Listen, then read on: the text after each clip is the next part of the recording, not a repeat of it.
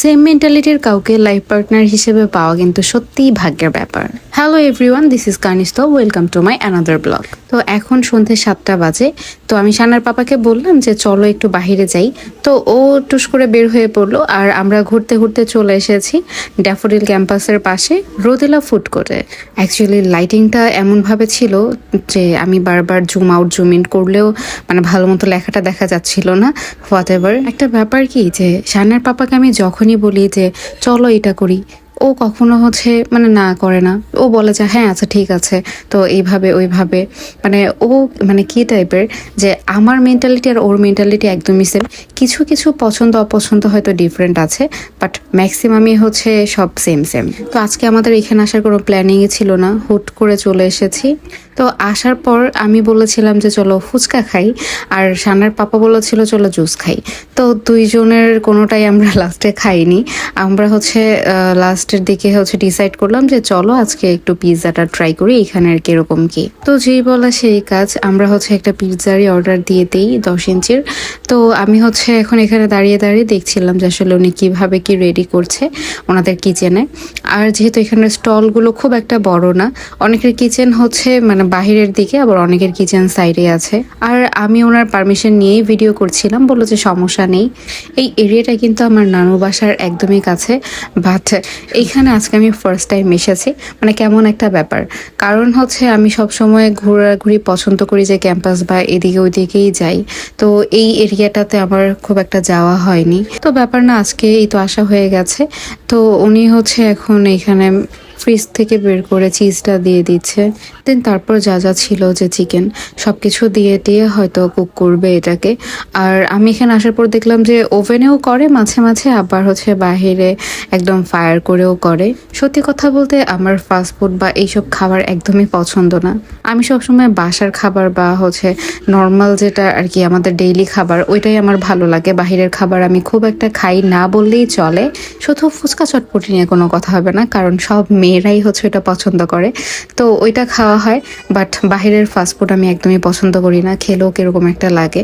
তারপরও শানার পাপা যেহেতু বললো যে চলো আজকে ট্রাই করি কেমন কি, আর নিজেই তো দেখছো যে কিভাবে বানাচ্ছে বা কি, তো এই জন্যই ওর কথা শুনেই ডিসিশন নেওয়া যাচ্ছে, ঠিক আছে একটু ট্রাই করে দেখাই যেতে পারে।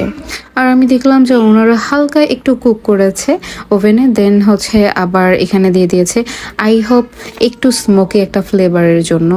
অনেকে স্মোকি ফ্লেভার পছন্দ করে, অনেকে করে না। আমার মোটামুটি ভালো লাগে, আবার অনেক সময় খুব একটা বেশি হলে ভালোও লাগে না।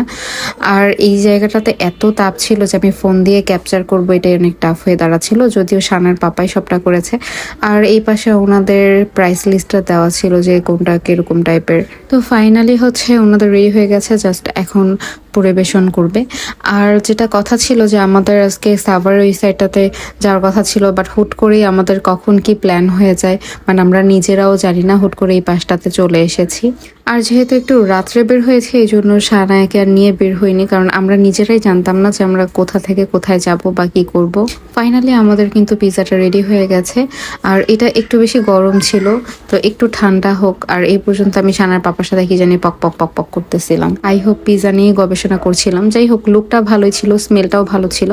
এখন খেতে কিরকম সেটাই দেখার ব্যাপার। আর একটা ব্যাপার আমাকে দিয়ে যে কোনো বিউটি প্রোডাক্ট, ড্রেস এইসবের প্রমোশন হলেও কখনো মানে ফুড ব্লগার হওয়া বা খাবারের রিভিউ দেওয়া মনে হয় আমার পক্ষে পসিবল না। কারণ আমি নিজেই মানে এতটা এরকম টাইপের যে আমি সব কিছু খাই না, বা খাবার একটু আমার অনীহা অরুচি কাজ করে, সব খাবার তো আমি খাই না। তো এই কাজটা আমাকে দিয়ে হয়তো খুব একটা সম্ভব না। আর শানার পাপার একটু লোড হয়ে যাচ্ছিল, কারণ আমি মাত্র একটা নিয়েছি, তারপর সবটা শানার পাপারই শেষ করতে হয়েছে। আর এত গরম পড়েছে। আর এই জায়গাটা কিন্তু বেশ জমজমাট। আমার কাছে একটা ব্যাপার খুবই ভালো লেগেছে যে মানে মানুষজন প্রচুর থাকলেও খুব একটা মানে কোলাহল বা নয়েজ ওরকম টাইপের ছিল না, যে যে আলাদা আলাদা করে টাইম এক্সপেন্ড করছিল। আর ওই পাশটাতে আবার দেখলাম যে কিডস জোনও আছে, বাচ্চারা ওইখানে খেলাধুলা করছে। আর এখন যেহেতু অনেক রাত হয়ে গেছে এই জন্য এখন অনেকেই চলে যাচ্ছে, অলমোস্ট 9টার কাছাকাছি বাজে। এটা আই হোপ আমি যদি ভুল না বলি তাহলে হয়তো 9টার দিকেই অফ করে দেয়। আমরা যখন ফার্স্টে ঢুকেছিলাম তখন পুরোটা এরিয়া জমজমাট ছিল, মানে আমাদের বসার মতোই খুব একটা জায়গা ছিল না। আমরা পুরোটা ঘুরেছি, প্রত্যেকটা স্টল চেক করেছি, দেন এসে আমরা এখানে বসেছি। আর আমরা এখানে বেশ ভালো সময়ে কাটিয়েছি। তারপর হচ্ছে এখন আমরা বাসার দিকে এখন ব্যাক করব। আর এখন মানে আমাদের সার্ভারের অবস্থা এরকম যে এত পরিমাণে লোডশেডিং হয়।